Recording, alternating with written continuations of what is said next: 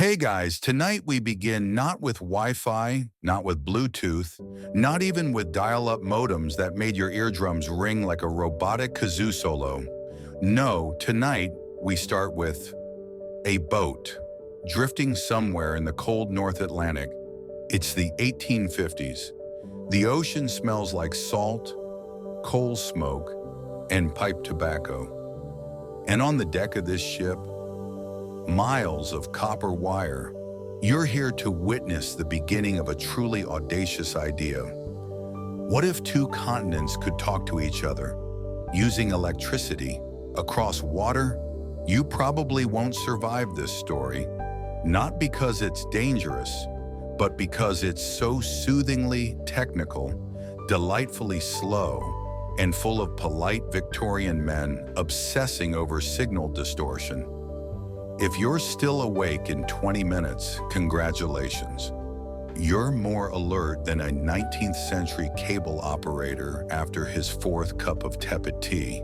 So before you get comfortable, take a moment to like the video and subscribe, but only if you genuinely enjoy what I do here. And post your location and local time down in the comments. I love seeing where this sleepy little science journey finds you. Now dim the lights, maybe turn on a fan for that soft background hum, and let's ease into tonight's journey together. You adjust your scarf.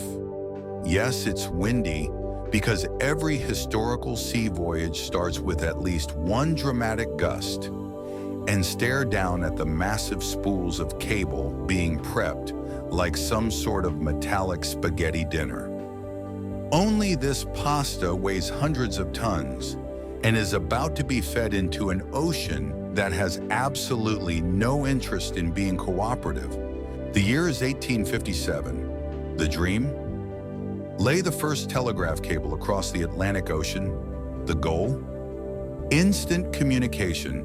Well, okay, semi-instant, between Europe and North America. Before this, messages took weeks to cross the ocean by boat. A sudden storm could delay your letter to London by days. You couldn't send a just checking in message without risking seasickness and several unfortunate meals involving preserved meat. The cable they planned to use was made of copper core because electricity loves a good conductor. Wrapped in gutta-percha, a natural rubber from Malaysian trees that conveniently resists seawater and inconveniently melts if you stare at it too hard. It looked like a thick, oily rope. Nothing high-tech, nothing futuristic, just wire, rubber, and way too much optimism. Mainstream science fact: gutta-percha was the miracle insulation of the day. It didn't degrade underwater and could be molded tightly around wire. Without it, underwater telegraphy wouldn't have stood a chance. On board the ships, yes, plural, were engineers, sailors, and one or two slightly panicked investors. They had charts, compasses, and dreams, and very few clues about how deep the Atlantic actually was. The maps said, "Here be dragons," and they weren't entirely joking. And yet here they were, ready to connect two worlds with a line that couldn't be seen, barely understood, and only sort of worked in ideal lab conditions. You imagine the conversation. So, we're just going to drop this into the sea? Yes, and it'll stay there? Hopefully. Cool. Scientists still argue whether this was genius or madness, whether it was brave innovation or simply hubris wrapped in copper. But everyone agrees, it was the start of something huge. You lean against a railing and watch the first few feet of cable slip into the ocean with a quiet plop. It's oddly gentle for something history-making. There's no explosion, no cheering crowd, just a hiss of steam and some guy yelling at another guy to stop leaning on the equipment. By nightfall, they've laid miles of it, a line stretching into darkness, invisible, vulnerable, full of potential. And you, standing there wrapped in a coat that smells like salt and metal, realize this isn't just science. This is ambition at 1.8 volts per second. And the ocean? It's listening. You wake, figuratively, of course, in the quiet hum of mid-Atlantic nothingness, standing on the same deck, now gently rolling as the ship creeps westward. The cable has been unspooling continuously, like an endless ribbon of hope, disappearing beneath the gray-green surface. It's peaceful until someone checks the signal and finds it's gone. The early messages across these undersea wires weren't exactly what you'd call snappy. In fact, they made snails look like Formula One racers. You imagine tapping a key in Ireland, only to have your friend in Newfoundland squint at a flickering needle 3 minutes later and say, "I think it said G, or maybe Q." Hard to tell. Try again. The signal loss over these enormous distances wasn't just a nuisance. It was a symphony of frustration. Engineers quickly learned that the farther the cable stretched, the more the electric pulses would weaken, smear, and behave like anxious introverts at a party, barely noticeable and difficult to interpret. Mainstream science fact: electrical signals degrade over distance due to capacitance and resistance, especially in long cables. Underwater, this meant that pulses became blurry, mushy approximations of the original message. Think Morse code through a damp sock. So they tried boosting the voltage. Spoiler, that didn't help. It turns out copper isn't a miracle worker when surrounded by thousands of tons of freezing salt water. The messages became unpredictable, fuzzy, sometimes even vanishing entirely, like trying to whisper across a canyon during a windstorm while chewing on a biscuit. One scientist, perhaps with too much free time and too little faith in the project, actually tried calculating the exact speed of disappointment. It was measured in microvolts per nautical mile, which sounds fake, but isn't. As you lean on the rail again, you overhear a debate below deck. Someone insists the cable's failing because of ocean gremlins. Another says it's clearly a problem of impedance mismatching, and someone else mumbles that maybe the Atlantic just hates progress. Scientists still argue whether the core issue was flawed insulation, primitive amplifiers, or the sheer arrogance of trying to talk across 2,000 miles of hostile ocean using Victorian tools and prayer. You smirk. They were learning on the job. Every mile laid was a mile of new problems. By day 3, one poor operator has sent the word hello over 100 times just to test the line. He now twitches every time someone offers him a cup of tea. Then miraculously the needle twitches. A real legible letter comes through. It's an S. Small victory, big reaction. The crew erupts into cheers that echo into the cold mist, where not a single seagull cares. They high-five, or rather do whatever the 1850s version of high-fiving was. Probably an enthusiastic elbow brush and a formal nod. But it doesn't last. The signal drops again. You wonder, if the first successful word takes 2 days to arrive, how long would a full conversation about the weather take? 12 hours. That's how long it took to send a sentence during some of the early transatlantic tests. By the time you asked someone how their day was, it was already tomorrow. And yet no one gave up. It's a bit like texting with terrible reception today. You stand there watching the cable slither out like an impossibly long metal snake, and you realize this is what progress looked like back then. Slow, glitchy, damp, and stubborn, but determined. You glance down into the water and try to imagine the cable's lonely journey on the seafloor.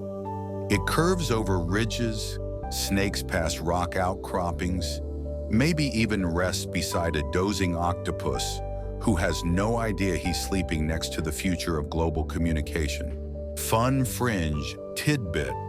One early cable was briefly attacked by a shark who apparently mistook it for a snack or a rival. No one's sure, but it left bite marks, proving that even nature didn't understand what humans were trying to do. Still, the cable keeps going.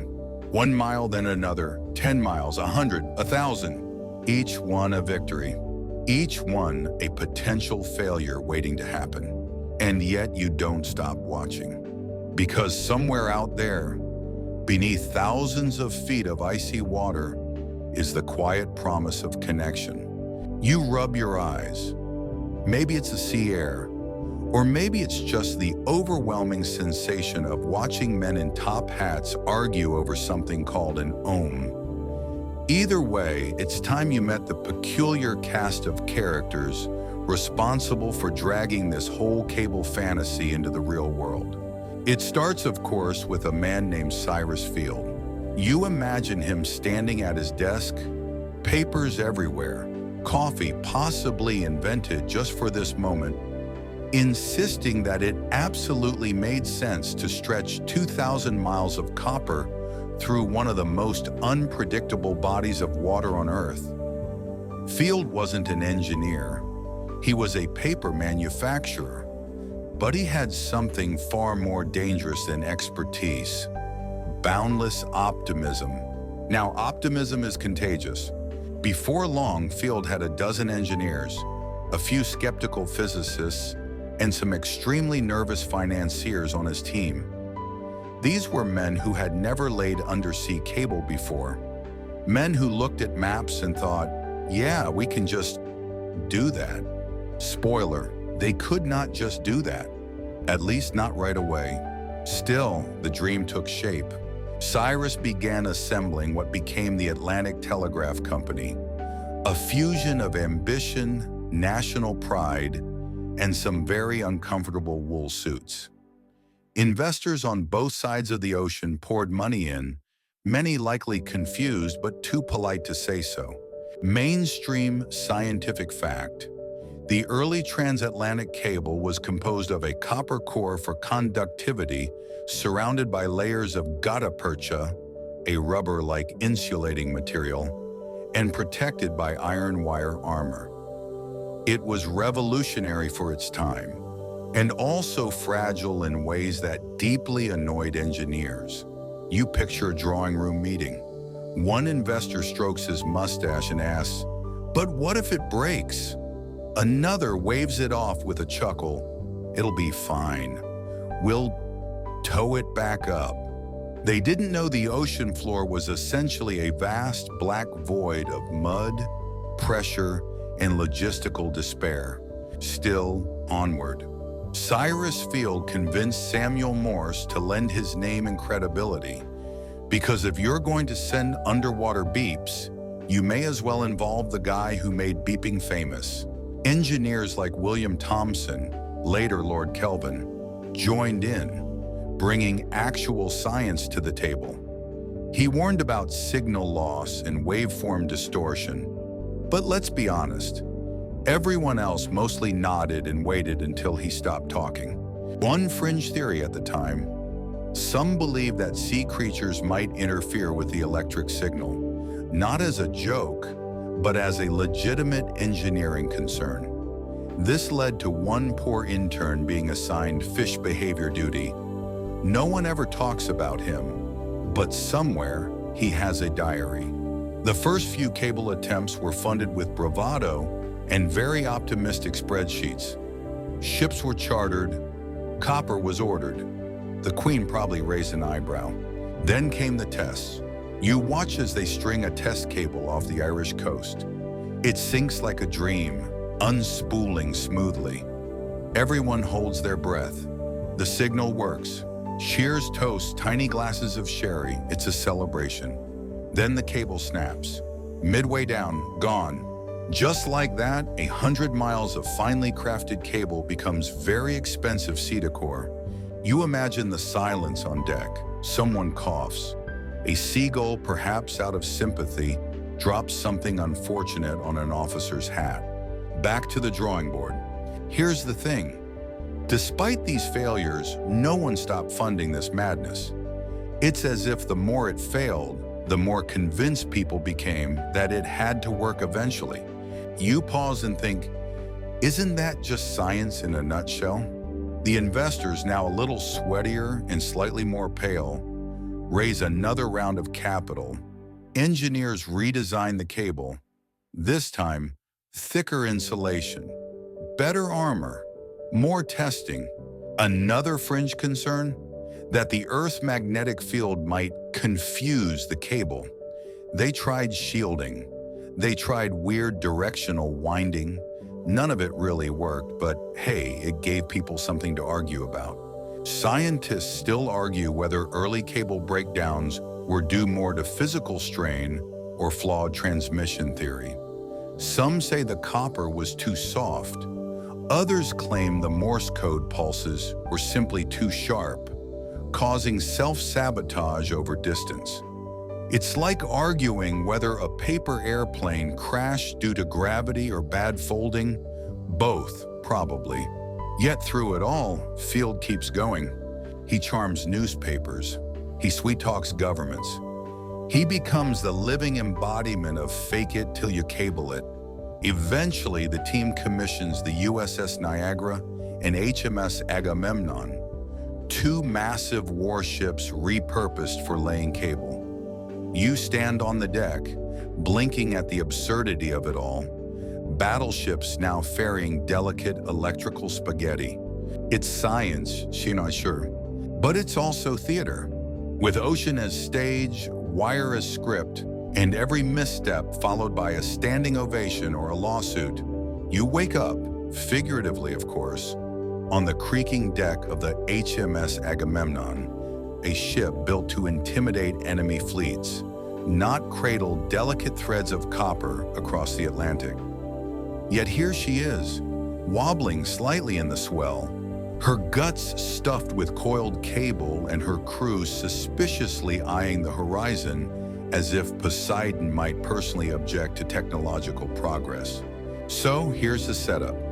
Two ships, one goal, and 2,000 miles of ocean that wants absolutely nothing to do with human ambition. You watch as workers begin feeding the cable off the stern. It unspools like a cautious metal snake, slow, steady, and constantly threatening to tangle into something nightmarish. Men in oilskins shout over the wind, making last-minute adjustments, consulting diagrams that have been smudged by both seawater and what is probably fear. Welcome to the deeply unglamorous reality of laying submarine cable. Mainstream scientific fact. Laying a telegraph cable requires extremely precise tension control. Too much tension, and the cable snaps under its own weight. Too little, and it forms loops that can twist and break. The mechanics of it are brutal, especially when your precision machinery is powered by sweaty humans and creaky winches. You find yourself peering over the rail, imagining the cable descending through layers of increasingly cold darkness. The ocean floor isn't flat. It's a rumpled bed of mountains, canyons, and geological mood swings. But the engineers hadn't fully mapped it yet. They were guessing. Just take a second to admire that. They launched one of the most ambitious infrastructure projects of the 19th century based on partial guesses and unwavering confidence. Your GPS freaks out in a parking garage. These guys tossed copper into an abyss and said, yeah, should be fine. Unfringe belief among crew members that the cable, once submerged, might develop a kind of sentience, like a sea serpent with mood swings. This was mostly a joke, mostly. But the night watch did report weird twangs in the wire tension, and one sailor swore he heard the cable humming to itself. Now imagine trying to sleep on a ship where your bunk is right above miles of live wire, slowly disappearing into an ocean that has already eaten two prototype cables. There's not enough chamomile tea on Earth. Midway through the mission, storms roll in. Of course they do. The ships lurch like tipsy elephants, and the cable winds under strain. Somewhere deep below, it rubs against sharp rocks. No one can see it. Everyone can feel it. Scientists still argue whether the early failures were due to improper cable design or the fact that the team didn't fully understand how the pressure and temperature at various depths would affect conductivity. It turns out that insulating a wire for underwater use isn't just about waterproofing. It's about managing heat, current density, and 100 other things no one thought to account for because they were too busy drawing elegant blueprints with quill pens. So, what do you do when the cable breaks halfway across the Atlantic? Simple, you try again. But this time differently. Here's a delightfully practical detail. To ensure they laid the cable evenly from both sides of the ocean, the two ships, Agamemnon and Niagara, met in the middle of the Atlantic, tied their cable ends together, and then sailed in opposite directions like awkward dance partners tethered by hope and electrical ambition. You imagine that meeting in the middle. Sailors from both ships waving across the water. Maybe they trade coffee. Maybe someone tosses a hat. Then they get to work, praying the splice holds, the weather behaves, and the cable doesn't decide to play dead again. And for a while it works. The cable sinks obediently. The signal remains steady.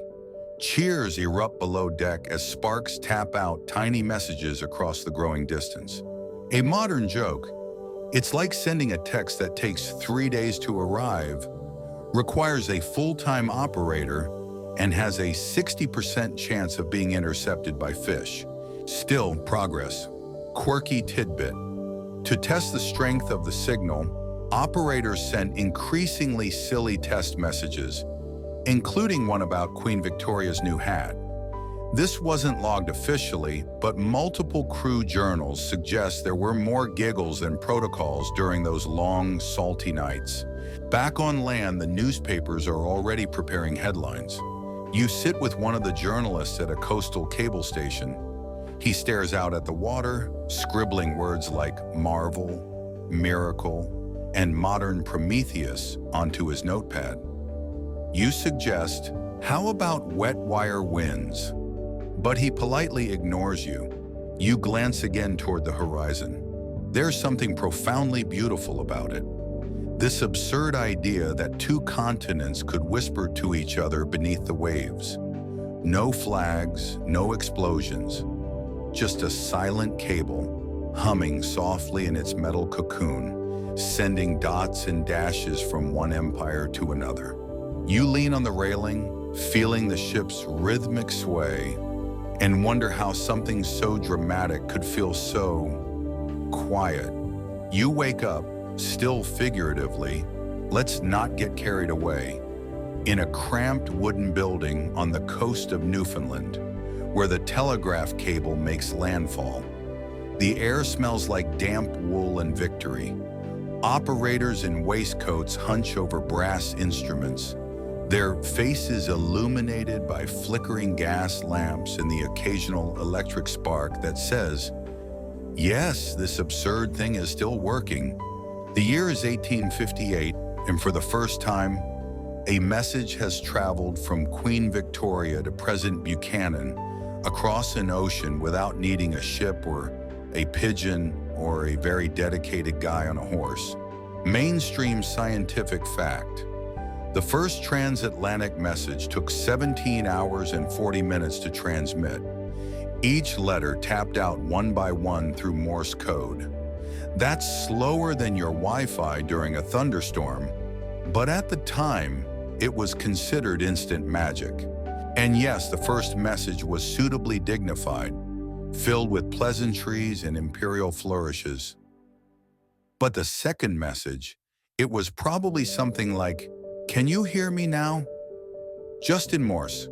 You rest your elbows on the table, listening to the rhythmic tapping from the operator's key.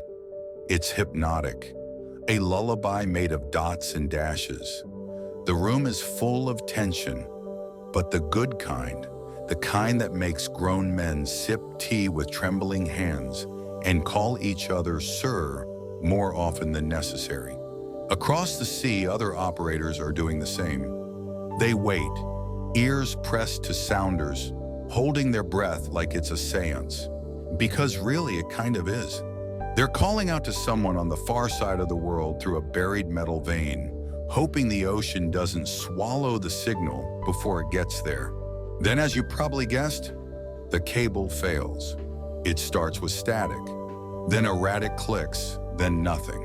Scientists still argue whether the final breakdown was caused by voltage overload, water intrusion, or sabotage by overly enthusiastic telegraph testers who believed wrongly that more voltage meant faster messages. It turns out that's not how physics or patience works. Fun fact, one of the engineers reportedly amped up the voltage so high it fried the insulation and caused a short. It's like trying to charge your phone with lightning. Cool in theory, terrible in execution. The press, once euphoric, turns sour. Headlines shift from "Miracle Wire Unites Worlds" to "Cable Dead, 1.6 million down the drain." Back in your sleepy corner of the station, you sip a lukewarm cup of tea and watch a technician gently poke the equipment, as if it might reboot itself out of guilt. But here's where things get weirdly inspiring. Despite the failure, no one gives up. Instead, they double down, raise funds, build better cable, improve insulation, argue about rubber. Quirky tidbit, they tried using gutta-percha, a sap from a Malaysian tree, as underwater insulation. It was sticky, weird, and oddly effective, like nature's electrical duct tape. Meanwhile, somewhere in London, investors host awkward fundraisers where very serious men stand in drawing rooms holding glasses of sherry, debating whether it's wise to throw more money into a project that's already failed spectacularly. Spoiler, they do it anyway. Why? Because even in the 1800s, no one liked waiting 10 days for a reply just because it had to cross the ocean in a boat with a 30% chance of sinking.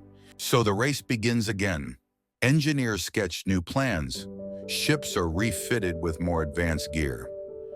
Cable factories churn out improved versions of the ocean wire.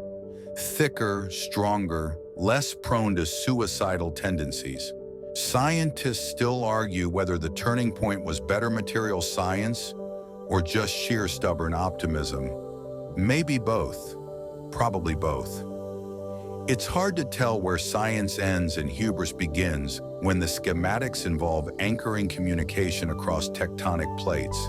You return to the cable-laying ships where the crews are older, wearier, and noticeably less amused. But now they have better charts, stronger winches, and less romantic notions of what the sea will let them do.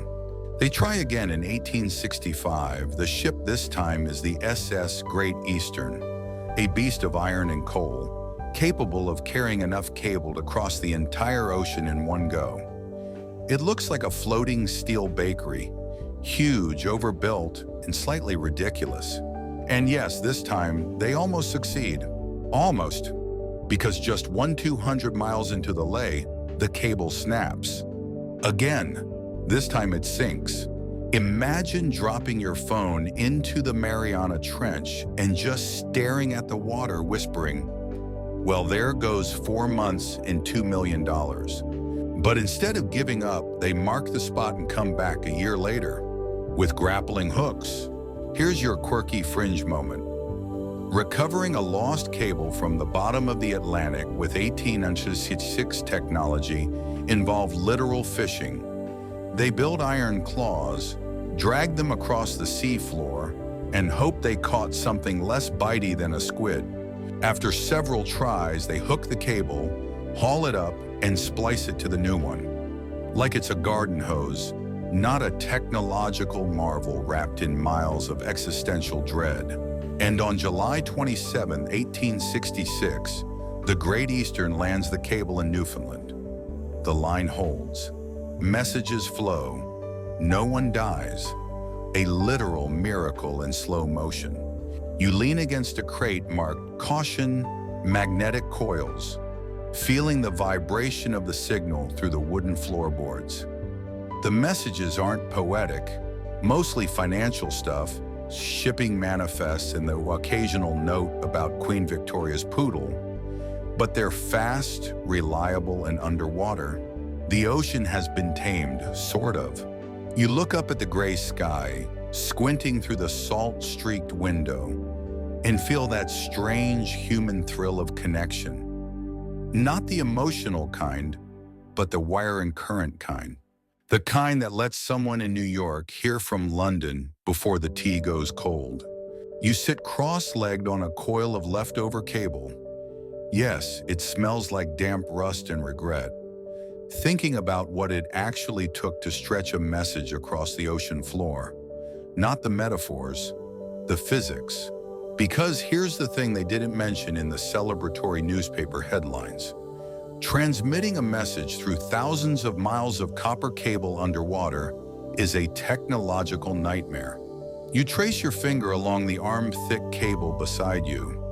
Under the rubbery insulation, there's copper wire, twisted like a long noodle of science. Around that, layers of gutta-percha, tar-soaked hemp, and finally an armored sheath of iron wires, like a steampunk burrito. Mainstream fact: telegraph signals degrade fast over long distances, especially underwater. That's because of capacitance and resistance. The cable behaves like a giant leaky battery. If you don't manage the signal carefully, the dots and dashes turn into mush. This led to the invention of devices that sound made up but aren't, like induction coils, which let them boost the signal without setting the whole system on fire, or mirror galvanometers, which use tiny moving mirrors to reflect a light beam in response to electrical pulses. Basically, Morse code written with lasers, before lasers were cool. You blink slowly, imagining a room of Victorian engineers excitedly whispering, "Did you see the needle wiggle?" Like it's the 1800s version of unboxing a new phone. But it wasn't all science and needles. It was also pure human stubbornness. Take William Thomson, later Lord Kelvin, who revolutionized signal detection with his sensitive instruments and firm belief that people should not simply YOLO 2,000 miles of copper into the ocean and hope for the best. He was in essence the original "Did you turn it off and on again?" guy, but with top hats and more algebra. Quirky tidbit: Thomson also believed in bathing in seawater for health. So yes, while inventing modern telecommunications, he occasionally soaked in salty tubs and contemplated waveforms. Science and spa day bundled together. You wander down the makeshift corridor of the cable station, where exhausted men jot down logs with inky pens. Most of their notes are boring, some verge on existential. "Signal weak but persistent," one entry reads. Another simply says, "Tea tastes of despair." And while we're here, let's talk about the part nobody glamorizes: cable maintenance.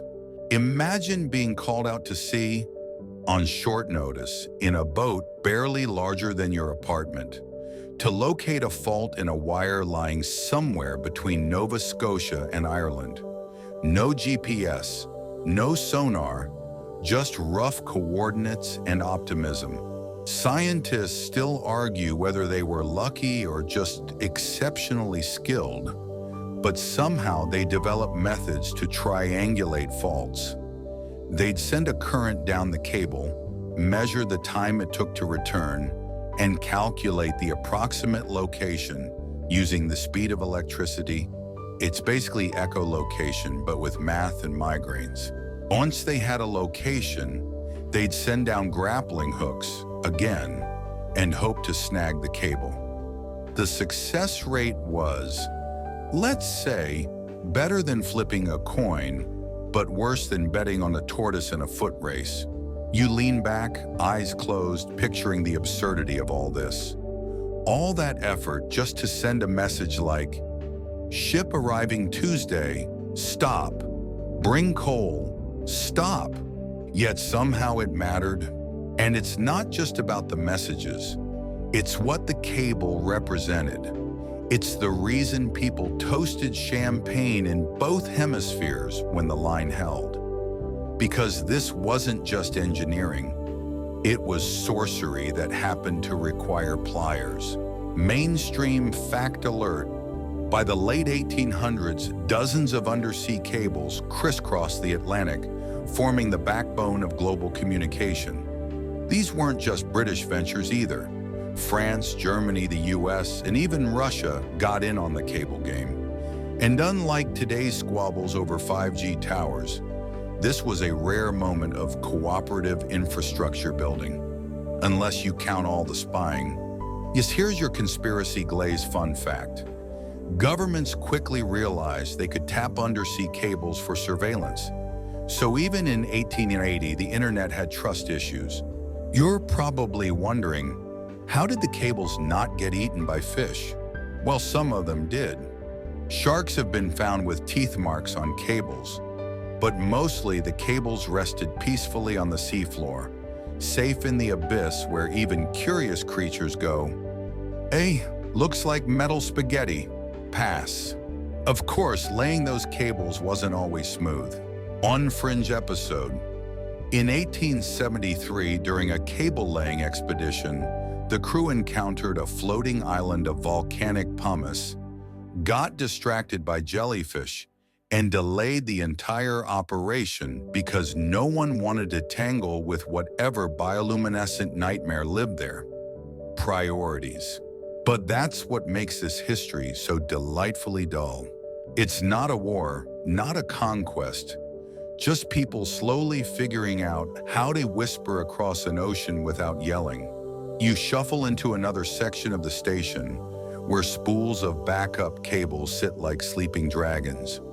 A technician brushes lint off one reverently, as though it might bite if startled.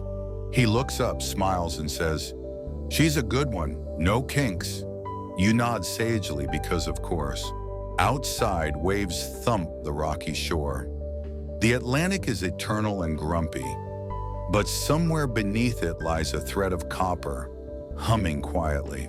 And even now, after everything, you can't help but think, it worked. They actually did it.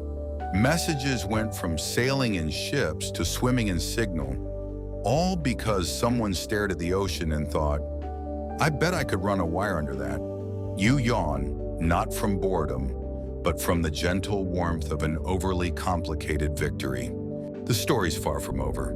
But for now, let's pause right here on this cold wooden bench surrounded by ink, brass, and murmurs that cross continents. You run your fingertips along the coarse wood of the signal desk, where at least 6 different engineers have etched their initials. Some careful, some chaotic, all likely done during night shifts when the silence buzzed louder than the line itself. This is where the cable came to life, not just in wires, but in meaning. Because what's the point of stretching a message across the ocean if nobody's on the other side to read it? You pick up a replica of the old Morse register, a charmingly grumpy machine that clattered out dots and dashes like it was typing in Morse code with a hangover. The tick-tick-tick sound it made must have been hypnotic, like a metronome with secrets. As you imagine it in motion, the clunking syncs with your breathing. In, out, dot, dash, repeat. Mainstream fact. Morse code wasn't just beeps and pauses. It was a whole language of urgency and nuance. Operators grew so fluent that they recognized each other's accents, the rhythm of their tapping. Some could even detect emotional states through the keys. That means somewhere in history, an operator probably heard a flustered and thought, "Steve's having a rough day." You glance at the cable again, and then at the crude map nailed to the wall. The first transatlantic line connected Valentia Island in Ireland to Heart's Content in Newfoundland, a name so on the nose it sounds like a fictional town in a bedtime story. Once upon a time in the village of Heart's Content, messages from across the sea arrived like whispers in bottles. But the journey to get that whisper from point A to point B, not exactly breezy. Here's the thing they don't tell you. The ocean floor isn't flat. It's a lumpy, jagged underworld of volcanic ridges, ancient craters, and enough abyssal darkness to make your Wi-Fi signal weep in sympathy. Scientists still argue whether the early oceanographic maps were accurate enough to justify the routes chosen, or whether everyone just sort of nodded and went with vibes. The cable's path had to dodge underwater cliffs, avoid areas prone to seismic activity, and pray that no rogue submarine volcano decided to sneeze mid-installation. You pause to picture that. Victorian sailors looking out over a choppy Atlantic, knowing that somewhere below them lies an invisible obstacle course. It's like trying to lay a garden hose across a mountain range, blindfolded, in a storm. But despite it all, they persisted. And this is where things get sneakily poetic, because for all its heavy-duty armor and scientific precision, the telegraph cable was, at its core, an act of optimism, a belief that connection across distance, danger, and delay was worth it, even when it failed, even when it snapped, even when entire months were lost to ghost signals that ended up being eels chewing insulation. Quirky tidbit: there's a recorded incident in the 1870s where a message appeared on the line reading simply, "Fish." It was later determined to be static interference, or possibly the first undersea prank. You sip your imaginary mug of tea, lukewarm because everything is in this story, and shuffle to the corner of the station marked "Spare Instruments." A box labeled "Do Not Touch, Seriously" catches your eye. Inside, backup galvanometers, extra spools, and something labeled "Emergency Squid Net." You decide not to ask. By now, you've probably noticed how few people were actually involved in this global revolution. A small team on each end, a handful of engineers mid-ocean, a few ships, some misfired guesses, and endless patience. It wasn't about speed, it was about signal. Mainstream fact: the first full successful transatlantic message in 1866 traveled at a blazing speed of 8 words per minute. That's not a typo. You could knit a scarf between each sentence. And yet, compared to sailing mail across the ocean, it was magic. You lean on the desk, trying to imagine the first reaction when the words came through clearly. No static, no garble, just crisp Victorian prose. Probably something like, "The Queen is delighted, stop." You know, priorities. Here's the sleepy miracle of it all. No war was won, no empires rose or fell, and yet the quiet existence of the cable changed how we saw time and space. Suddenly, a business deal didn't take 3 months. A family could hear of a birth within hours. Diplomats could negotiate without waiting for the tide. You'd think all this would cause a communications frenzy, but no. What followed was a slow bloom of awareness, a gentle stretching of human reach. Like if the world suddenly grew an extra fingertip and poked another continent, politely, Scientists still argue whether the psychological impact of instant communication across oceans created new forms of social anxiety. But honestly, that sounds like a future problem. In 1866, it just felt like wonder.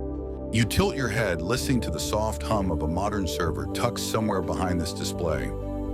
Of course, nowadays, messages cross the ocean at light speed via fiber optics that make the old copper lines look like tin cans and string. But the ghosts of those first cables are still down there, quietly resting in the silt. Barnacled, forgotten, but intact. Quirky tidbit: some of the original cables from the 1800s are still in place. Unused, unpowered, but technically functional if you decided to plug one in and whisper, "Hello?" You tap your finger on the old Morse key one last time, just for fun. The sound it makes is hollow but reassuring. This is the kind of history that doesn't scream, it hums. No battles, no parades, just people, cable, patience, and the stubborn belief that a message from afar was worth the effort. You stand, stretch, and look out the station's tiny window toward the sea. The horizon glows faintly, as if remembering all the words that passed beneath it. Good news, bad news, endless requests for more coal. And you think, not bad for a piece of wire under a very wet mountain range. You press your palm against the dusty window, its frame warped slightly from sea salt and time. Outside, the ocean doesn't crash, it sighs. Waves roll in with the steady rhythm of someone who's been doing this for millennia and isn't about to stop now.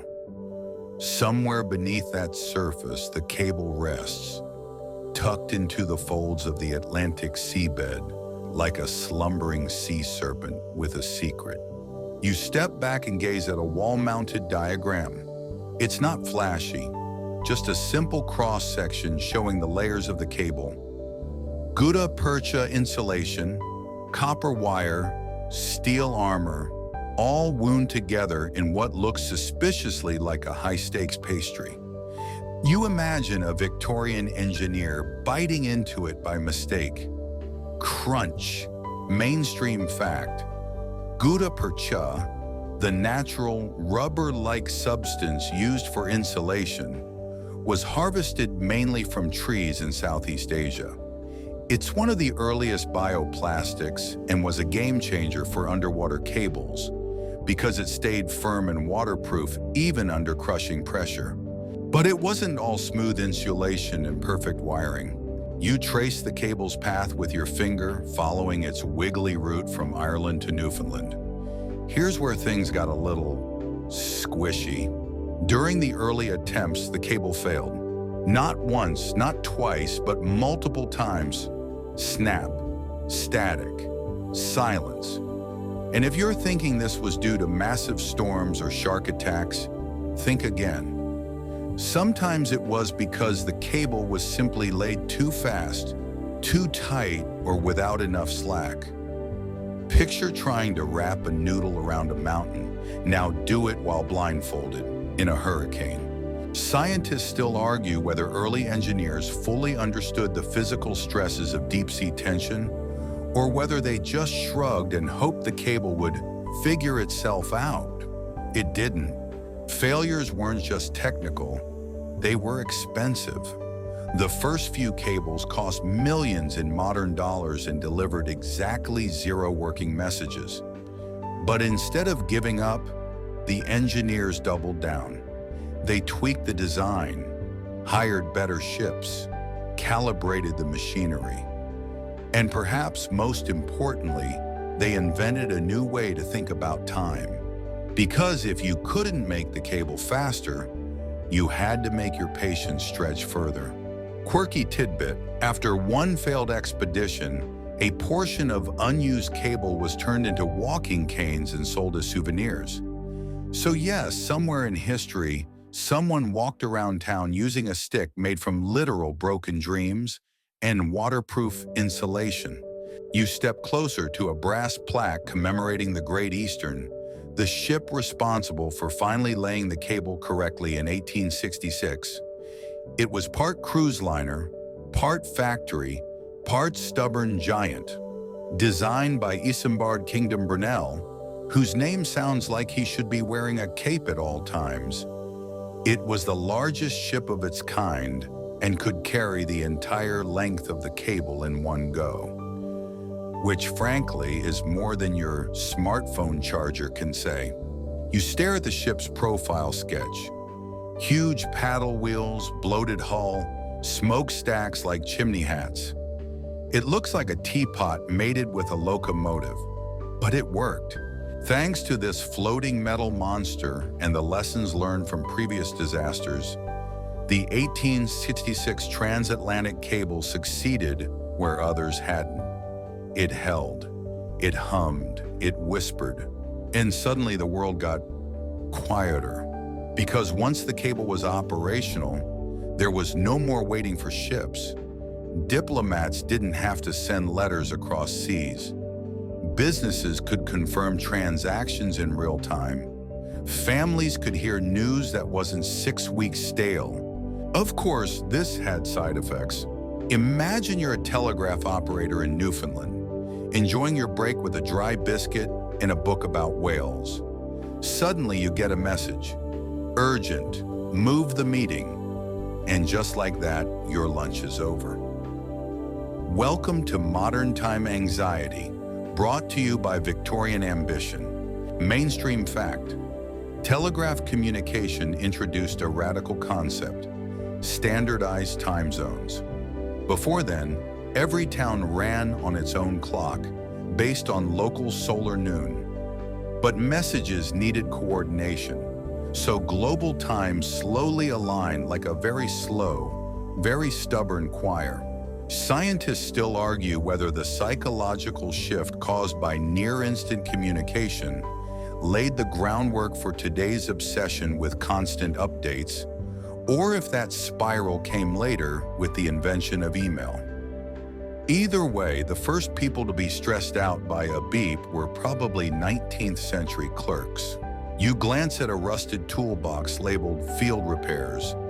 Inside, spools of wire, clamps, and what looks like an emergency sandwich tin. You imagine a repair crew halfway across the Atlantic, balancing over waves, reconnecting a snapped line with nothing but grit and tea. Quirky tidbit: during one cable break, the crew spent weeks trying to retrieve the line from the ocean floor using grappling hooks. The precision required was astounding, like threading a needle from 2 miles above while swaying. They eventually succeeded, proving that sheer persistence sometimes trumps physics. You look again at the world map on the wall, now overlaid with glowing red lines. Modern fiber optics tracing nearly the same routes as their 19th century ancestors. There's something poetic about it. Same oceans, same effort, just faster. But underneath it all, the old cables are still there, cracked, twisted, ghosts with nothing left to say. And yet they remain like ancient bookmarks in the story of human connection. You take one last glance at the instrument panel. Quiet now, just an antique display. But it once buzzed with urgency, with war reports and wedding announcements, with weather forecasts and stock collapses, all of it riding a single thread.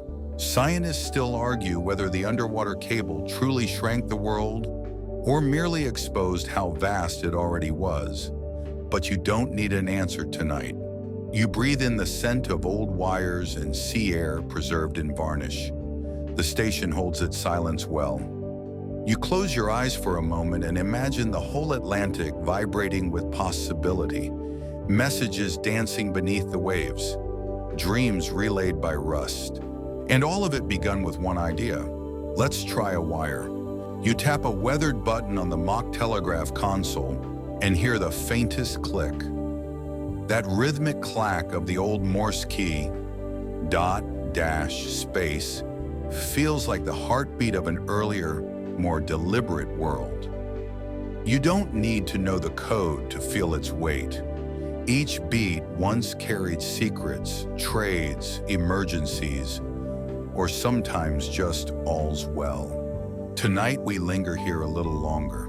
The cable is now humming, not literally, though the idea of a low-frequency ocean hum from antique messages is weirdly comforting, but metaphorically.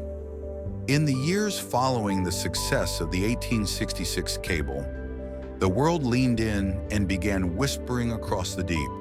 Governments rushed to secure access. Companies sprang up to sell cable shares. And every island in the Atlantic suddenly became interesting, mainstream fact. Remote islands like the Azores, Ascension Island, and St. Helena became key relay stations for undersea cables. Not for their scenic beauty, but because they were conveniently spaced stepping stones where the signals could be boosted, monitored, or redirected. Quirky tidbit. One island that gained sudden fame was Fogo Island, Newfoundland, not for technical reasons, but because the cable station's team there had a remarkably photogenic dog named Cable. The pup made it into newspapers and was dubbed the Transatlantic Terrier. Yes, he probably knew nothing about engineering, but spirits were high. You imagine the operators stationed on those rocky coasts, rain hammering the roof, wind pressing against the windows like an impatient ghost. And inside, a man in a sweater vest, hunched over copper terminals, sipping tea beside a massive grounding coil, just waiting for Paris to say hello. Scientists still argue whether these isolated relay teams were true pioneers of global communication or just glorified electrical babysitters. Either way, they often lived in eerie quiet. Sometimes months would go by without a major event, just quiet pulses down the line. Blip, blip, silence. You tilt your head as if to hear it again. Just static now. But the traffic was there. Diplomatic cables zipping back and forth like early emails.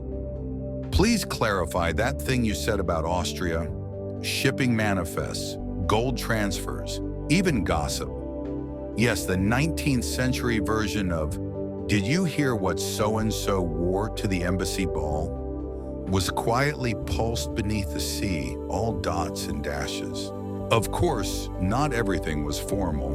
One night, an operator in Ireland sent a question to Newfoundland. "What are you eating?" The reply, "Fish." That's it. Just two nations, 2,000 miles apart, sharing dinner plans. Somehow that makes the entire effort feel worth it. You step closer to the message archive, now encased behind glass. Here lies the first successful test message from the cable. A boring confirmation about signal strength. Nothing dramatic, no earth-shaking revelation. Just, yes, we're connected. And in that moment, the world became just a little smaller, but there's a price to being this connected. Mainstream fact, when the transatlantic cable became reliable, it compressed global markets. Information that once took weeks now moved in minutes. Stock prices adjusted faster. Political fallout traveled sooner. And journalists, they had to speed up. It was the Victorian version of refreshing the newsfeed. Scientists still argue whether the rise of instant messaging in the 19th century made people better informed or simply more anxious. Some scholars suggest that by removing the pause between events and reactions, the cable network created a world more prone to knee-jerk decisions. You rub your temple. Sound familiar? But let's go back. Before TikTok, before email, before anyone uttered the word bandwidth, there were messages like, "Queen Victoria sends regards," "Storm approaching Lisbon," "Shipment delayed, stop," "Fish." Each message filtered through copper coils, soaked in saltwater suspense, and spat back out on some faraway terminal in a cold little room with flickering gaslight and one very sleepy clerk. You shuffle forward and eye the schematic of the repeater station, where weak signals were cleaned up and amplified. It's less sci-fi and more steampunk. All pressure gauges, sparking arcs, and tightly wound copper coils that look like something Tesla might have called a bit much. Quirky tidbit. Repeater engineers sometimes grew superstitious about their setups, refusing to change even a single screw position once things were working. Some tied small charms to their machines, tiny wooden carvings, seashells, or coins, believing it kept the spirits of static at bay. Did it work? Probably not. But hey, they never crashed. You lean against a padded bench once used by watch officers. It creaks gently under your weight. Imagine them sitting for hours, listening to faint clicks, eyes closed, memorizing the rhythms, translating them back into language in their heads before even touching a pen. The human brain as analog decoder. And you wonder, how many important messages were just misheard? Armistice sign versus art is nice. Oops. Scientists still argue whether Morse code operators had better memory than modern-day multitaskers, or if we just romanticize their skill set. What's clear is that their attention span would put most of us to shame. You yawn and blink slowly. Your brain is starting to mimic the cable's rhythm. Long pause, short thought, and then a strange, dreamy connection to another time. You glance back at the first transatlantic message framed on the wall, and it's not what you expected. It doesn't begin with grandeur or glory. It starts quite literally with, "To all whom it may concern." That's it. Just a polite Victorian shrug before unleashing a revolution. And somewhere in that tone, casual, distant, but deeply human, you feel the heartbeat of the system. No shouting, no fireworks, just a wire, a whisper, and the quiet magic of being heard. You lean against the cool brass edge of a rusted schematic plate, and your fingers trace the embossed lettering. The next era of the cable wasn't about awe, it was about scale. Quiet, massive, relentless scale. Once the world realized the thing actually worked, once Paris could complain to New York in under 10 minutes, it was no longer an experiment, it was infrastructure. And what does humanity do with working infrastructure? Easy. We bury more of it. So begins the era of cable mania, the cable race, the long, underwhelming, slightly soggy sprint to wrap the earth in wires without making it feel like a big deal. Mainstream fact. By the early 20th century, submarine telegraph cables had formed a literal global network, often referred to as the All Red Line, named for the red-colored British territories it connected on maps. Britain, being very into subtle empire building via dots and dashes, controlled more undersea cable than any other power, stretching from Canada to Australia, India to South Africa, with relay stations scattered like breadcrumbs through sleepy tropical islets. Scientists still argue whether this dominance in communication cables was more responsible for the longevity of the British Empire than its military might. You get the sense that if war ever came, it wouldn't start with a gunshot.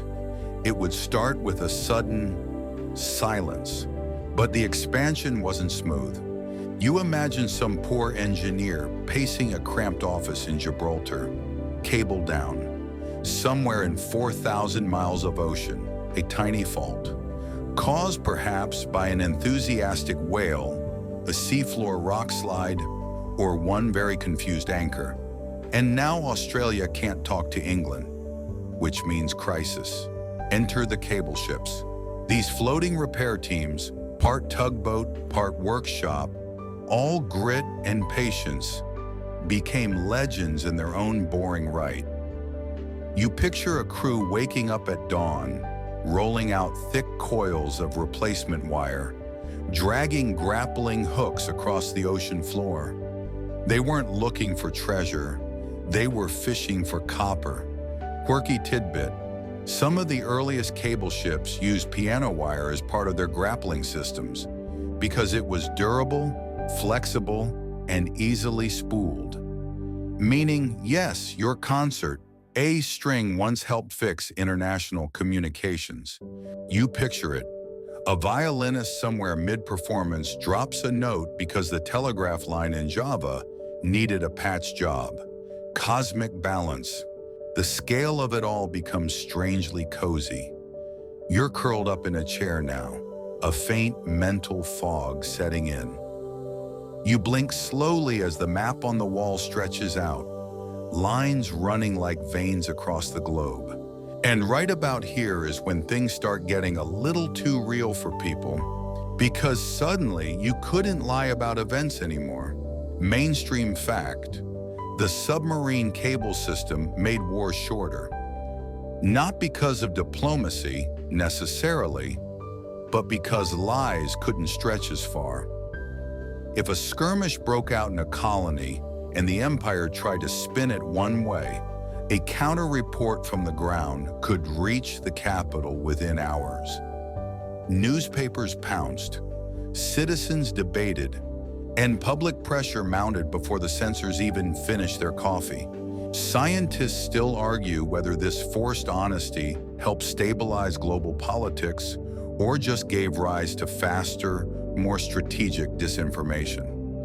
Either way, the truth had to travel at the speed of Morse. You lean back and smirk. This was the 19th century version of going viral. Only instead of cat videos, it was trade routes, troop movement, and the price of tea in Shanghai. But with great connectivity comes tedium. You picture the cable operators now not as heroes, but as exhausted office clerks in waistcoats.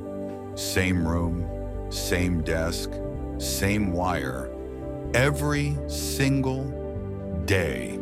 Incoming message, delay at customs. Outgoing, copy that, confirm 4 crates, not 5. It wasn't romantic anymore. It was reliable. And that's when the magic really worked. Quirky tidbit: in some stations, operators played slow-motion chess via telegraph. A game could take months. Each move transmitted as a letter number pair. Sometimes entire matches will be lost due to misheard dashes, and no one minded. You stare at the ceiling. Somewhere above you, invisible now, are hundreds of miles of modern fiber optic cables. And they sit where these original copper ones once lay, resting gently on the seabed like discarded shoelaces. And still, they pulse. You start to wonder how many fish have bumped into one of those ancient lines and recoiled in confusion. Is there a species of deep-sea octopus that thinks cables are worms of the gods? Scientists still argue whether ocean creatures have adapted to ignore these lines or whether, in some strange evolutionary way, they've started relying on them as landmarks. Like a GPS route made of metal. It's late now. You can feel your thoughts slowing, like a telegraph signal passing through waterlogged copper. Strong at the source, gentle at the destination. You glance at the brass label above the door. Cable room 3. Just outside, a small relay box ticks faintly. Not because it's active, but because some intern installed a white noise device inside it to simulate the old rhythms. It's artificial nostalgia, like scented candles that smell like libraries. But you don't mind. You lean back, eyes closing for just a second.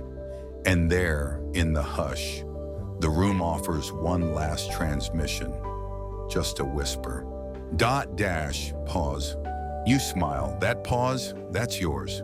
You stretch your legs a little, as if the thought of all those cables crawling across the sea floor made your feet feel tangled. The story you're drifting through isn't just about signal, it's about signal persistence.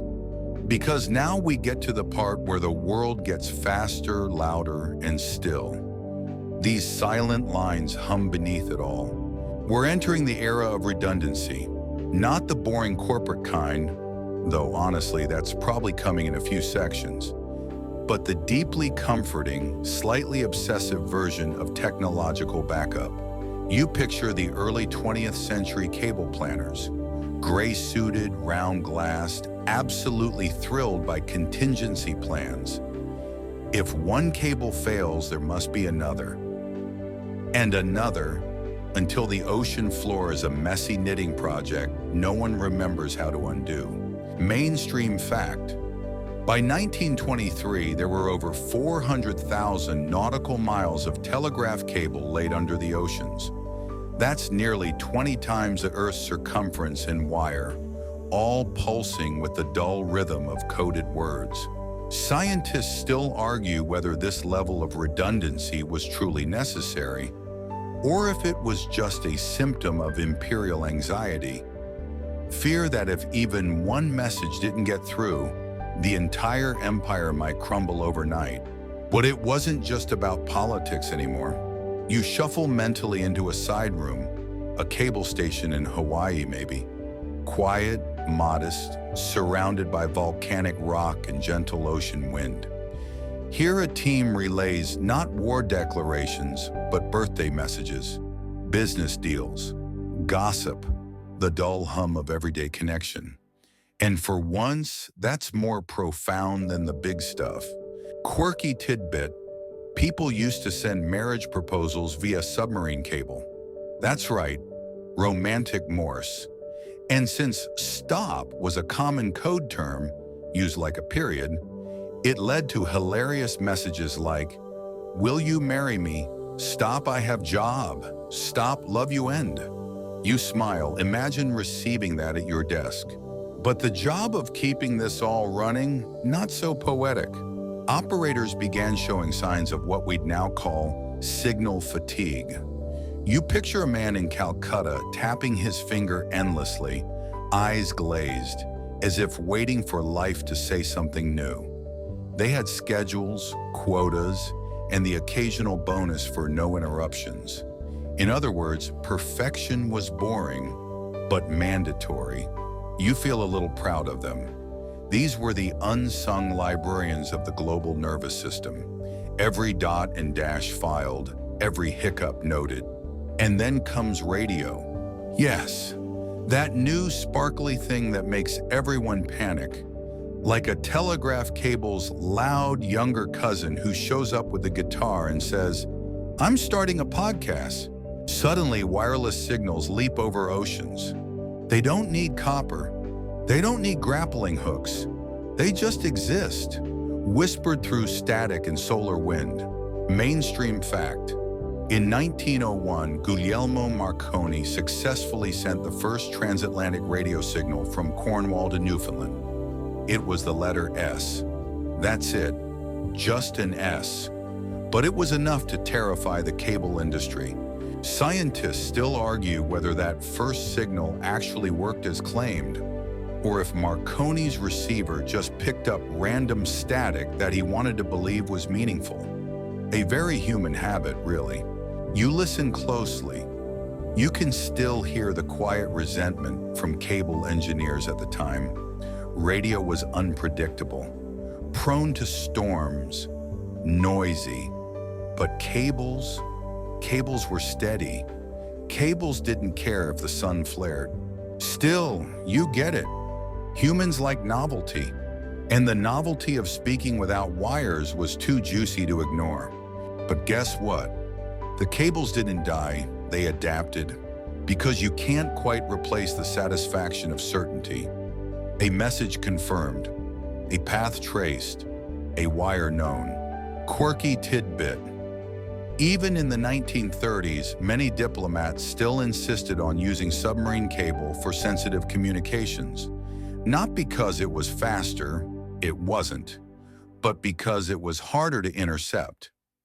Basically, they trusted old metal more than invisible waves. You rub your fingers together, imagining the texture of those cables. Thick, rubbery, armored, almost alive. You imagine someone walking down a beach, stepping over a lump in the sand, never knowing that inside it was the echo of a continent. And so while wireless became cool, cables became essential, a quiet backbone. Like that one friend who never brags but always shows up with snacks. By now you're halfway between a nap and a trance. The story has unspooled itself gently, like copper wire sinking into the seabed. Outside your window, if you imagine one, there's only sea, and somewhere beneath it, hundreds of years of messages. Imagine if you could plug in just once and hear them. Shipment delayed. Love you, stop. Arriving Tuesday. Peace signed. All is well. And maybe one stray signal still bouncing around from 1912, muttering something about a missing sock and the weather in Liverpool. That's the thing about cables. They don't just carry information. They carry context. And once you've wrapped the earth in thread, you never really unspool it again. Your thoughts are slower now, like a message finding the long route across the Atlantic. Still clear, still deliberate, but sleepy, wonderfully sleepy. You'll stay here just a bit longer, just until the next dot, then the next dash, then sleep. You let yourself sink deeper now, following the line of the cable as it slithers past coral reefs and shipwrecks and the occasional, mildly confused octopus. You can almost hear the creak of ocean pressure pressing in, the distant hum of whale songs echoing like underwater lullabies.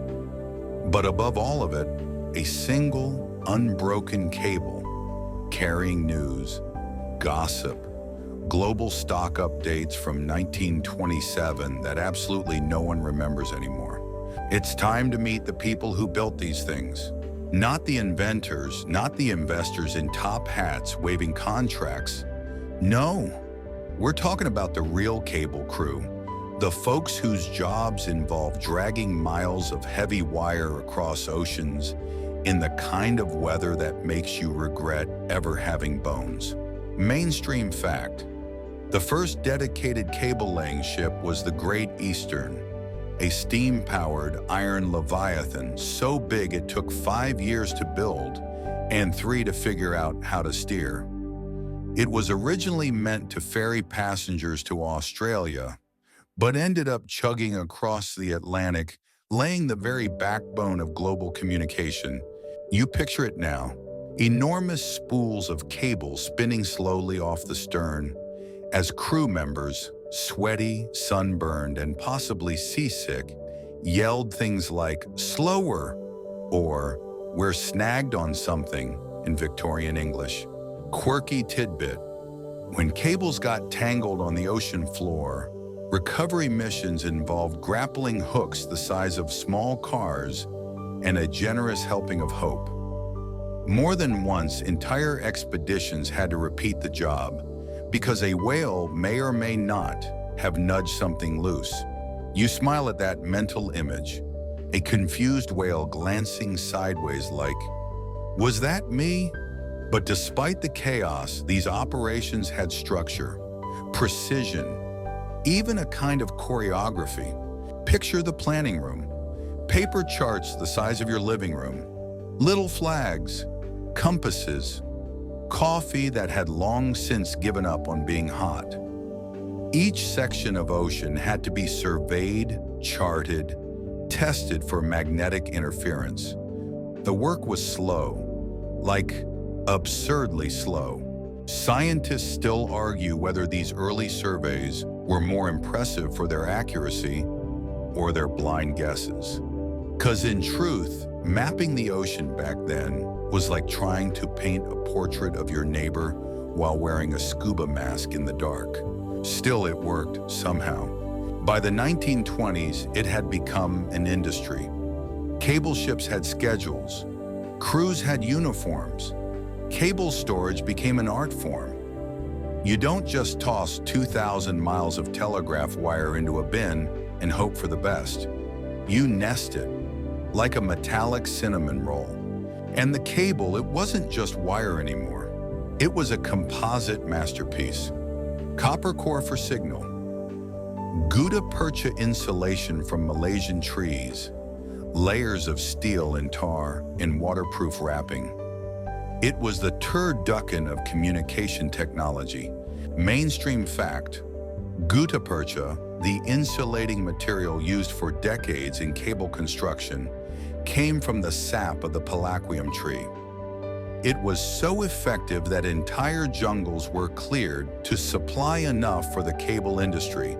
Scientists still argue whether the gutta-percha harvesting industry permanently altered some Southeast Asian ecosystems, or if it simply gave the trees a very dramatic few decades. You wonder about the workers who harvested that sap. Did they know they were part of something global? Or were they just annoyed that the trees oozed so slowly? Meanwhile, back at sea, engineers were solving new problems. Sharks biting the cables, yes, that's real. Salt corrosion, unexpected undersea landslides, entire miles of cable vanishing into trenches that weren't on the map yesterday. Quirky tidbit. One infamous cable-laying attempt in 1875 failed after the wire simply disappeared. The ship's log entry read, "Signal lost, suspect Kraken, investigation ongoing." Okay, maybe not Kraken, but they were very confused. You roll over slightly, adjust the blanket, everything's calmer now. Even the history feels like it's holding its breath. You imagine being part of that world. Not the captain. You'd be the one coiling cable, making sure every loop was perfect, watching the weather, swearing at seabirds, eating biscuits that taste like wet cardboard, but still feeling like you're helping stitch the world together, one slow, deliberate knot at a time. There's something oddly comforting about that, right? In a world of tweets and TikToks and signals that cross the globe before you've blinked, the idea that someone once waited 2 weeks to learn if their cousin had received their telegram, it puts things in perspective. They waited and the cable held. Mostly, some cables snapped in storms. Others became homes for barnacles. Some were quietly forgotten and now lie like sleeping dragons beneath the ocean floor. Ancient, unread, and maybe still faintly whispering Morse code to no one in particular. Mainstream fact. By the mid-20th century, many old cables were simply abandoned in place. It was cheaper to lay new ones than to recover the old. The ocean floor became a graveyard of rusted messages. And yet, you know this already, don't you? Despite all that, the system worked. No drama, just signal. A calm humming line between continents, like a lullaby you didn't know you needed. You let your mind drift a little further. Maybe you're the cable now, curled into the sand, forgotten, peaceful, still carrying the echo of a sentence that ended in stop. You're not surprised anymore, are you? The way these stories just keep quietly unraveling, like a spool of cable paying itself out into an ocean that doesn't particularly care what you're doing, and yet somehow it matters. Because by the early 20th century, the transoceanic telegraph cables weren't just technology, they were the internet of their time. In fact, you could argue they were somehow both more fragile and more impressive. Each cable message, each telegram, had to be encoded, transmitted, received, and often decoded manually. You picture someone in Newfoundland receiving a ... message from London that roughly translates to, "Stop shipping sardines, oversupply. Regards, Uncle Herbert." Mainstream fact. Telegrams sent across the Atlantic via cable were charged by the word and were famously expensive. In 1910, sending a 10-word telegram from New York to London cost about $5, roughly $150 today. which is why people wrote telegrams like they were playing Twitter on hard mode. Every word mattered. Articles, gone. Grammar, optional. Politeness, only if you could afford it. Quirky tidbit. During the 1904 Olympic Games in St. Louis, an athlete allegedly sent a telegram reading, "Ran, sweated, lost, return Friday." Whether that's real or not, historians still smile at the idea. But the real beauty wasn't in the content, it was in the infrastructure. You stretch out in bed, the metaphorical cable unfurling beside you, and you follow it, not just underwater, but across continents, between people, over time. Because those wires changed diplomacy. They changed war. They even changed love. There were marriage proposals by telegram. You imagine someone in Chicago clenching the cablegram, whispering, "Say yes," to the breeze, while somewhere in Paris, a teacup trembles on a saucer as a reply is typed in lightning. Scientists still argue whether these rapid messages helped foster deeper human connection or simply sped up our ability to misunderstand one another. Ah yes, a tale as old as bandwidth. You shift slightly under your blanket. The air is quiet, soft, neutral, a perfect match for a story that once stretched between Newfoundland and Ireland, humming silently beneath the waves like a sleeping thought. By the time World War I rolled around, cables had become strategic weapons. Nations cut their enemies' underwater lines. Others tried to tap them. Information became currency, faster, encrypted, weaponized. You'd think that would make the story more exciting. It doesn't. It makes it weirder. Quirky tidbit. In 1917, British intelligence intercepted a cable from Germany to Mexico, proposing a military alliance. It was decoded and publicized, leading the US to join the war. And yes, the message crossed the Atlantic twice, thanks to rerouted cable paths. So essentially, a war was influenced by a wire humming through cold seawater while fish swam past, utterly indifferent. And you might still be that fish, or the humming, or the message itself, drifting slowly between continents with nothing but voltage and intent. That's the thing about cables. They're passive, quiet, just there, the perfect bedtime companion. No drama, no music swell, just continuity. Even the materials got less interesting over time. Gutta-percha gave way to polyethylene. Steel armor was replaced with sleeker coatings. The cables became lighter, more efficient, more boring. Mainstream fact. By the 1950s, telephone cables began replacing the old telegraph lines. And later, fiber optics would come along to carry thousands of calls, and eventually the internet, on beams of light instead of electrical pulses. You nod slowly at that. Fiber optics. It's hard to romanticize light bouncing through glass tubes, but somehow it all started here, with sticky trees, with men in wool coats, with boats that had handwritten maps of seafloor topography, and with people who knew they'd never be famous. Because let's be honest, no one remembers the name of the guy who coiled cable for 12 hours a day on a rocking ship. But he was there, and the signal got through. You blink, because here you are, in bed in whatever century you've ended up in, and you're still thinking about him. Maybe he is famous in his own forgotten way. Scientists still argue whether the psychological effect of slow communication helped people become more patient or just gave them more time to catastrophize.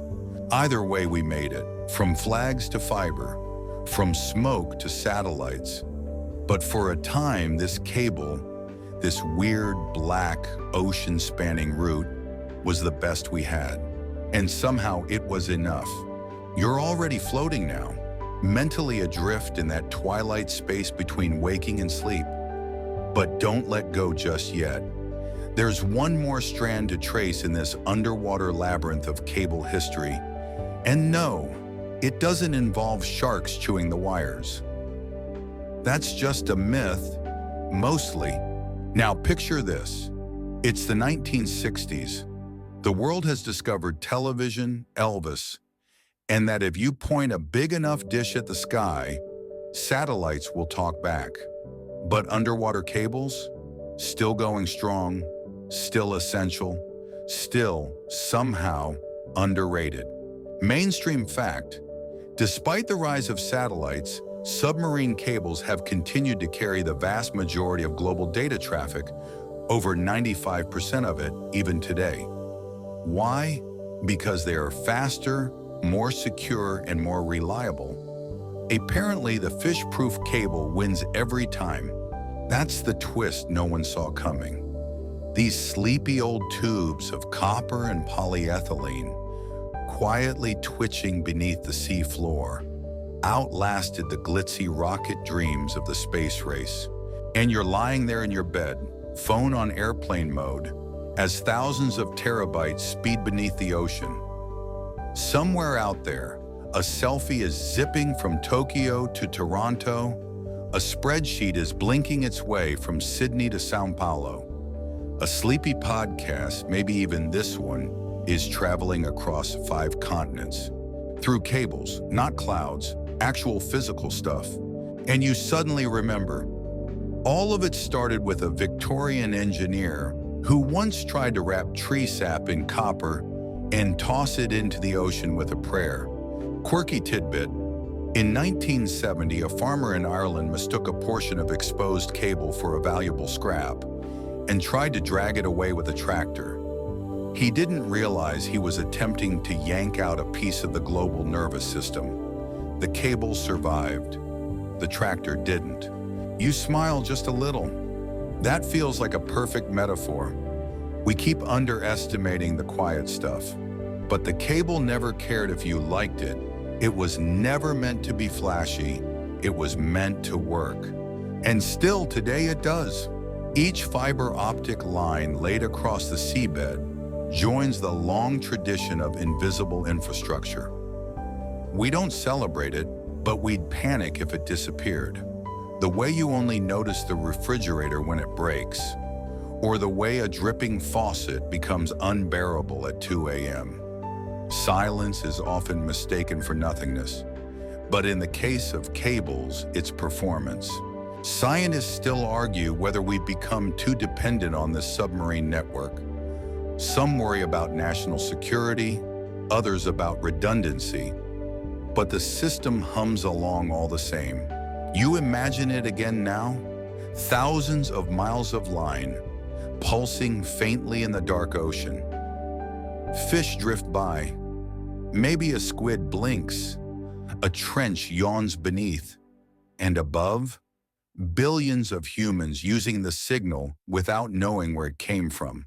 And right here, in your room, that signal touches you too.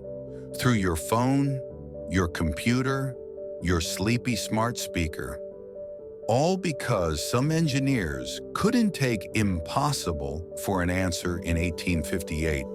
We owe a lot to their boredom, because no one builds a transatlantic cable for fame. They build it because they're obsessively stubborn, because they crave the click of the voltmeter, because they believe in a whisper that travels farther than a scream. Quirky tidbit. Modern cables are often protected by marine-grade armor and buried under the seafloor near coasts. But in deeper ocean, they're often just lying there, unburied, unbothered, like digital sea serpents waiting to be noticed. You're noticing now, aren't you? That gentle undercurrent of global effort hidden in plain sight. And somehow that makes it easier to drift. You're not just lying in bed, you're tethered like a ship at rest, anchored by signal, comforted by continuity. No one needs to know this story, but you do, and that's enough. You're still here, gently suspended between thought and dream. There's only one final thread left to trace, the cable's legacy. But not the technical legacy, no. Tonight, you follow the quiet genius of invisible infrastructure. You sit on a beach. Not metaphorically, imagine it. You're barefoot, digging your heels into cool, grainy sand. The sky is doing its dusky watercolor thing, and there's a breeze pretending it doesn't know you're sleepy.